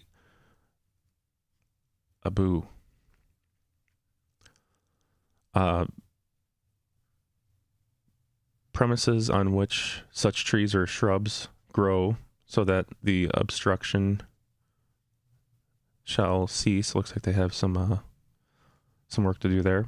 The trees or shrubs shall be trimmed as needed to maintain a minimum clearance of at least 13 feet above traveled pavement or street surface, and at least 8 feet above traveled sidewalks or dedicated bicycle lanes to allow public right-of-way signs to be seen by motorists and pedestrians, and to remove damaged or hazardous branches. The Public Works Director or their designee shall be permitted to maintain the trees to heights above for said criteria if he or she determines that it is in the best interest of the tree's health or public safety. B, any limb of a tree which has become likely to fall on or across any public way or place shall be removed by the owner of the premises on which such tree or shrub grows or stands. C, the village may issue a written notice for the abatement of nuisance greenery to the owner of the property upon which such nuisance greenery exists, requiring the removal of nuisance greenery within 7 days following the service of such notice.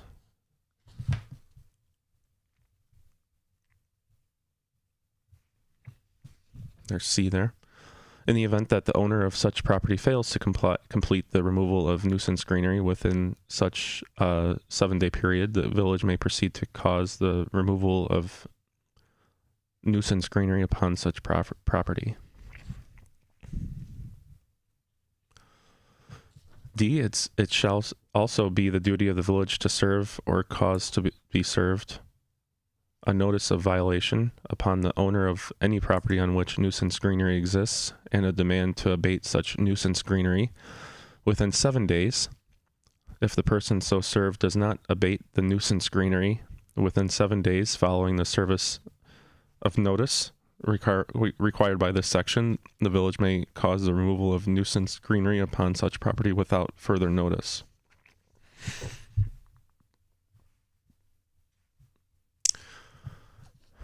Charges. A, if the village removes or causes to be removed through a contractor nuisance greenery, the property owner shall be subject to fines in accordance with the penalty provisions of this code, including any costs incurred by the village. Section 3, all ordinances or parts of ordinances in conflict with this ordinance are hereby repealed to the extent of such conflict. Section 4, if any part or shall be held invalid for any reason, such decision shall not affect the validity of the remaining part or parts of this ordinance. Section 5, this ordinance shall be in full force and effect from and after its passage and approval according to law. So there's no mention of fines or the process of which it's kind of, so if the village gives you warning and then uses a contractor,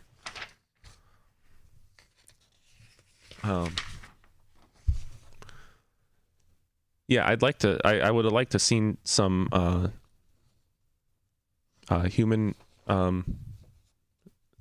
like humanizing of that code as well as some other codes.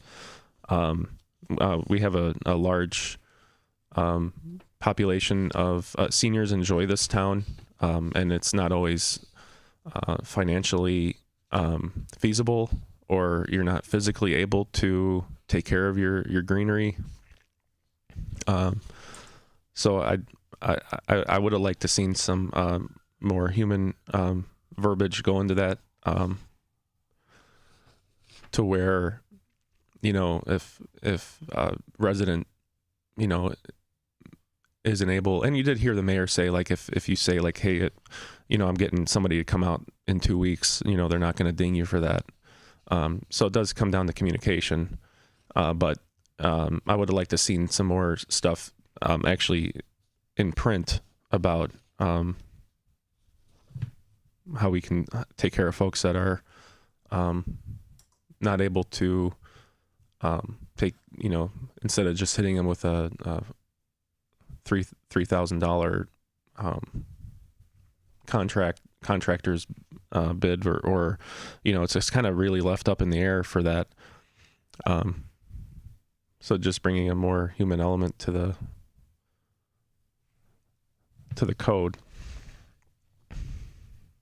And then this one, consider for the approval a resolution approving the execution of a lease agreement between the Village of Cary and Cynthia Ann's Wine and Whiskey Bar for the placement and use of a temporary outdoor structure at 100 West Main Street. And I pulled up a map.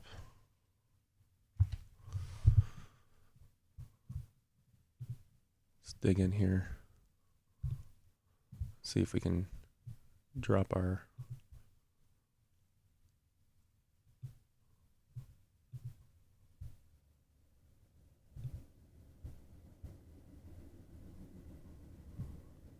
See where this takes us. Oh, there's a Cary sign.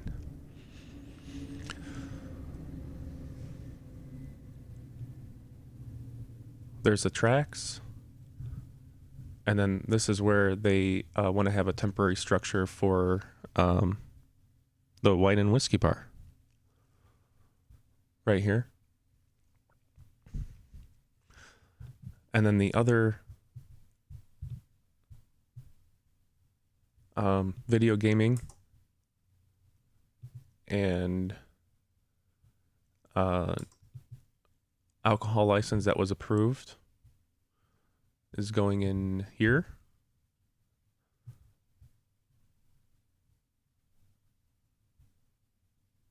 This is also where that the Peaceful Project is located. So they'll be getting more video gaming and alcohol there. So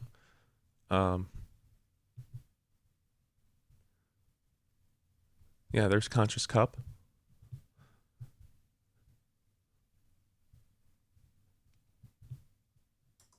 And then you'll have, you'll be able to do video gaming and get your drink on, no matter which way you turn. Definitely, I don't want to be misconstrued with. I do support local business. Obviously, I just I want to see our town get creative with getting tax dollars instead of being the low-hanging fruit of just having it on the backs of people losing at slot machines. Moving on. We can leave that for Vegas.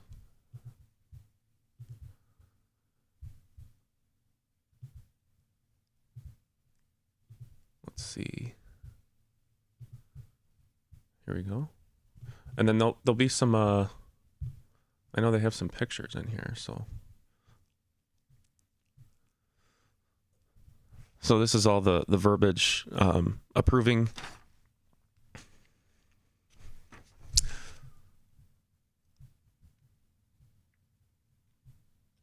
Says here, in recent years, the village board has had several conceptual discussions regarding downtown Cary and methods to encourage increased business activity within the village core area. These efforts have included the adoption of the downtown strategic plan, implementation of an alfresco alley in Spring Street, and recent streetscapes improvements, a concept that has also been discussed at the village board level through the capital improvements plan. Budgeting process included the potential incorporation of vendor kiosks within the downtown area. In April and July of this year, the village board discussed a conceptual plan.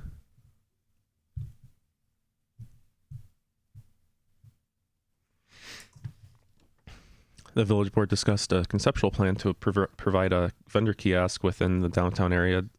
Discussion centered on the potential location for the kiosk and the impact on existing businesses. Since this time period, the prospective business has secured rights to an existing storefront on Janus Road and is seeking approval to operate the kiosk in coordination with this storefront. The proposed Cynthia Ann's sidecar would lease a portion of the community plaza, Depot Plaza, located at the former train depot site at 100 West Main, from the village to operate an outdoor container bar from May through October. The proposed lease will govern the proposed use of the village's property for a period of 4 years. Staff recommends approval of the proposed resolution to authorize the execution of the lease agreement for the use of the Depot Plaza property. Legal staff has reviewed the preliminary agreement. The final agreement shall be subject to final legal review prior to execution.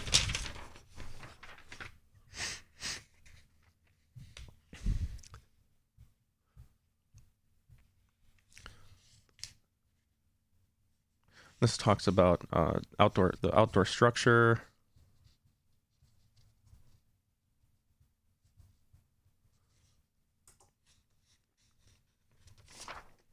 And we saw in the line item thing that they're actually doing improvements to that 100 West Main, which I can imagine will have to be including running water and utilities to that site.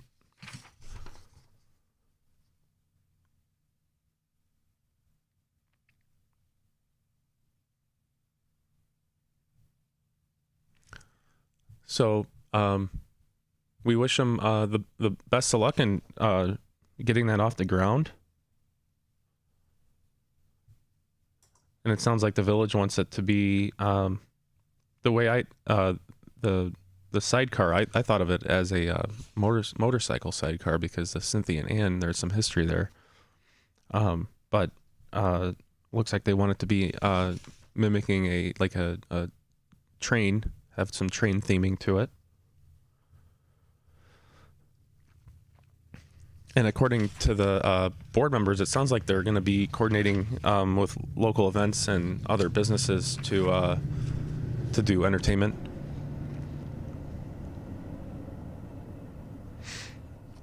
But yeah, this is all verbiage of the Village of Cary becoming a landlord for because it's owned by the village.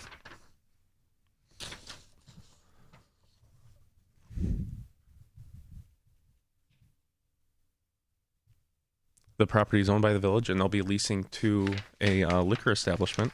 So I can't see what could go wrong there. Consider for approval, and then also, I don't know exactly where it is, but when I was going through this with a, it said that the village would be leasing that property that we saw on the map for $500 a month for the 4-year agreement, and then every year after the first year, it will increase with the a certain metric for how well commerce is doing. They're going to be looking at a metric, and they'll be increasing the rent. But if that metric does go down, the lease doesn't go down with it. It stays at the 500. Yeah, but $500 a month is a deal. Consider for approval. This is for the liquor license for the 100 West Main.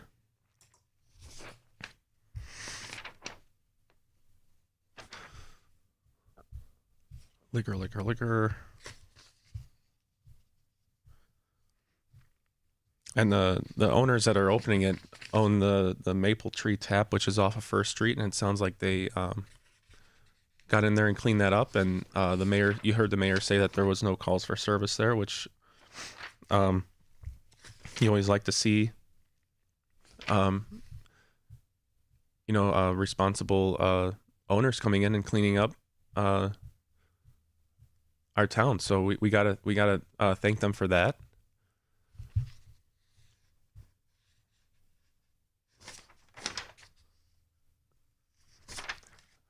This is all boilerplate for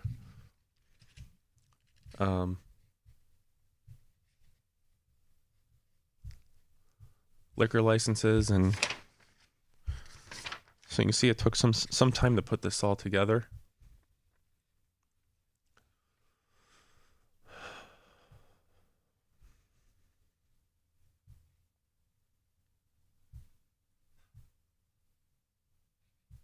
So I think the goal with bringing this into our downtown is to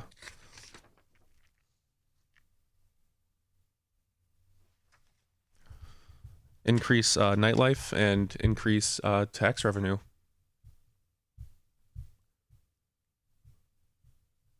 For the village.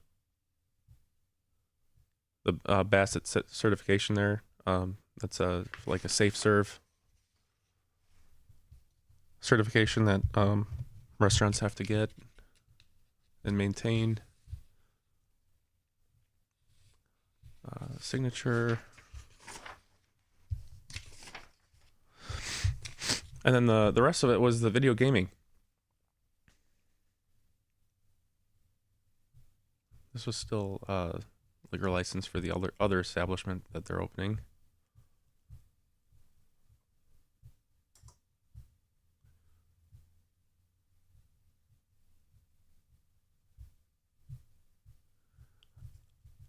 And then the last part of this, it was the bringing in video gaming for their video gaming license. We have quite a few video gaming kiosks in Cary.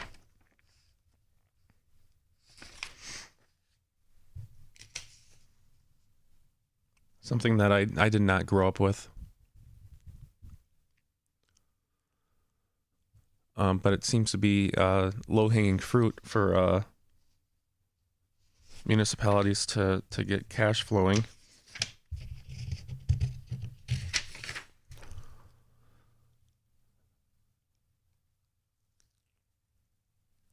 And then here's a rendering of their establishment that they'll be putting in to the right next to Cucina Rustica. Looks like they'll have seating.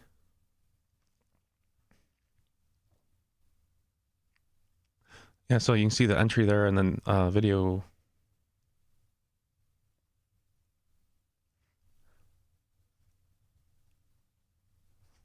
I know Algonquin and Crystal Lake has it to where their video gaming has to be in a separate room.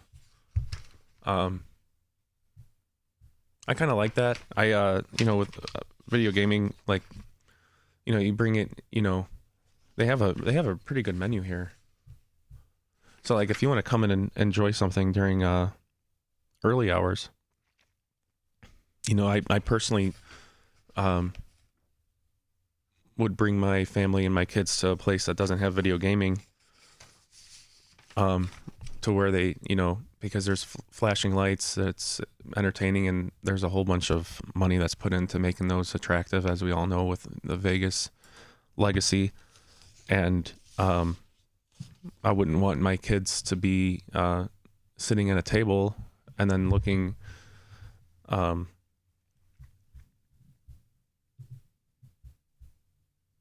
at people potentially losing money. And then if somebody does lose money and they lose their ass on a bet and they've been drinking, it's not really something I want my family next to. But at the end of the day, I do wish the business owners that are taking this on the best of luck. That's something that I disagree on. That's something that has to be looked at. I don't think the answer is completely removing video gaming and immediately, because those business owners do have income from that. But I think that's what I talk about with course direction. Right now, I mean, there's a liquor store that just opened. You can see it with how liquor is promoted, and even Jewel, like they moved. These are things I notice. They put liquor, like hard liquor, right by the self-checkout. Thornton's, they have big illuminated display cases of hard liquor. And then now we have video gaming everywhere you turn, and you have families, wanting to go out and patronize these businesses. But something that I wouldn't want to subject my kids to is just somebody hitting the max bet button, and that kind of gets filed away in there somewhere, and that's something that I don't wish to have them brought up on. But yeah, that's something that should be looked at. There's certainly we're headed down a path to where that's our main source of creativity of how we get money into the village. And I think we can do better. So that's my 2 cents. And we certainly had fun looking at the packet and the village officials. We want to thank them. Our teachers, our public works, our police, our fire, and our village officials and the mayor for coordinating all that and doing what they do to keep our beautiful village afloat. you have the right to voice up as well. Go to the village meetings and share your voice. And then also on Voices Cary here, if you have anything that you want to shout from the rooftops, I'll be answering some emails in the coming week. And then also you can email us at voicescary@proton.me. That's voicescary@proton.me. And you can even comment below on the video. Let me know what you think. And if you'd like to come in, if you're a local business owner or a resident, and you want to come in and sit down and grab a microphone and have a few laughs and talk about Cary or whatever you see fit, let me know. And everybody's always welcome. So it's been a pleasure for the live watch party to have you. And, I'm humbled by all of your support, whether it be in the comments or by email. And it definitely puts wind in my sails. So thank you for keeping me going. And this show is for you. I can't say that enough. So hopefully everybody had a great holiday and is back home safe. And we'll see you tomorrow for some more Voices Cary. Have a great night. You're confirmed at T-minus 10 seconds. And counting. 10, 9, 8, 7, 6, 5, 4, 3, 2, 1. Reach for the sky. Huh? This town ain't big enough for the two of us. What? Somebody's poisoned the water hole. It's busted. Who you calling busted, Buster? That's right. I'm talking to you, Sid Phillips. We don't like being blown up, Sid. Or smashed, or ripped apart. We? That's right. Your toys.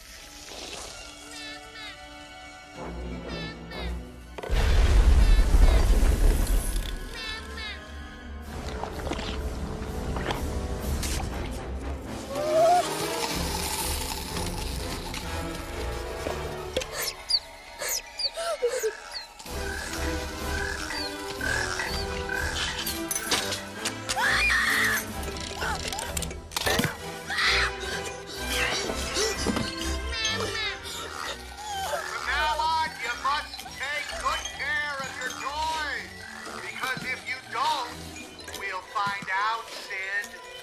We toys can see everything. So play nice.